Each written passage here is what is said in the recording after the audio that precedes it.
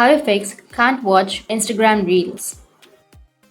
So if you want to fix can't watch Instagram Reels problem, then the first thing you need to do is check your internet connection. Once you check your internet connection, check that if it's stable or not. And once you've done that, now the second thing you need to do is you need to simply open up your Play Store, or if you're using iPhone, you can simply go with your App Store. Go with search. Under search, you need to go with Instagram. And if you have any updates under the Instagram, then simply go and update the application.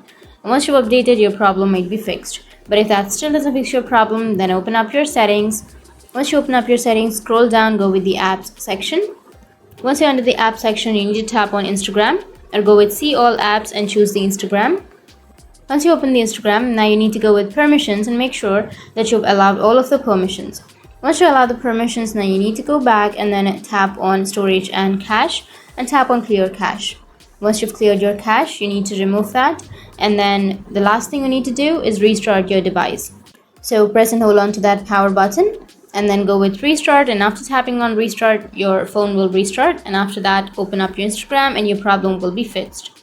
So that's it, and if you have any questions, feel free to comment below. Thanks for watching.